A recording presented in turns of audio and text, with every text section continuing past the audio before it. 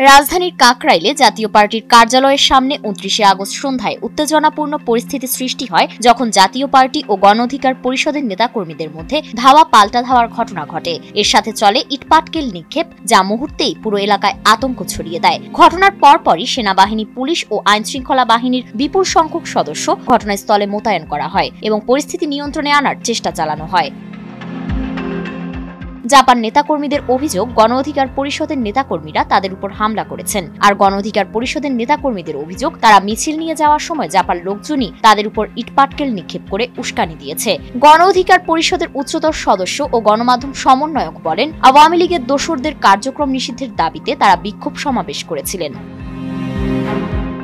এছাড়া তিনি বলেন, কেন্দ্রীয় কার্যালয়ে বিক্ষোভ সমাবেশ শেষে তারা পল্টন 0 পয়েন্ট থেকে মিছিল নিয়ে নাইটেঙ্গেল মোড়া যাওয়ার পথে জাতীয় পার্টির কার্যালয় পার হওয়ার সময় পেছন থেকে তাদের উপর ইটপাটকেল নিক্ষেপ শুরু হয়। এ সময় জাতীয় পার্টির অফিসের সামনে ৩০০ থেকে ৪০০ লোক ছিল। তার ধারণা মতে জাতীয় পার্টি ছাড়াও সেখানে আওয়ামী লীগ ও যুবলীগের সন্ত্রাসীরা থাকতে পারে। এই ঘটনায় ১০ থেকে ১৫ জন নেতাকর্মী আহত হয়েছেন। অনেকে চিকিৎসার জন্য ঢাকা মেডিকেল কলেজ হাসপাতালে নেওয়া হয়েছে।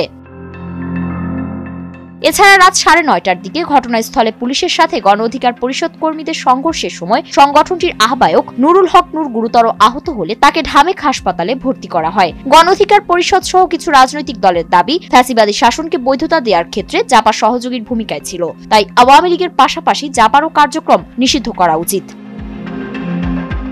আন্তঃবাহিনী জনসংযোগ পরিদপ্তর বা ISPR এর এক বিবৃতিতে জানা যায়, ঘটনাস্থলে মব ভায়োলেন্সের মাধ্যমে পরিস্থিতি অশান্ত করার চেষ্টা করা হয়েছে। জননিরাপত্তা রক্ষার্থে আইন শৃঙ্খলা বাহিনী বল প্রয়োগ করেছে। জাতীয় পার্টি ও গণ অধিকার পরিষদ এই দুই রাজনৈতিক দলের কার্যালয় কাকরাইল এলাকায় অবস্থিত। প্রত্যক্ষদর্শীদের মতে, একদিকে নূরের কর্মীদের আইন শৃঙ্খলা রক্ষাকারী বাহিনী জাপার কার্যালয়ের সামনে থেকে পল্টনের দিকে ধাওয়া দিয়েছিল, অন্যদিকে নূর ওই কার্যালয়ের সামনে অবস্থান করছিলেন। এ সময় গণ অধিকার পরিষদের কর্মীরা ধাওয়ার চেষ্টা করলে তারা কার্যালয়ের দিকে ছুটে যান। তখন পুলিশ ও সেনাবাহিনী যৌথভাবে লাঠিপেটা করে।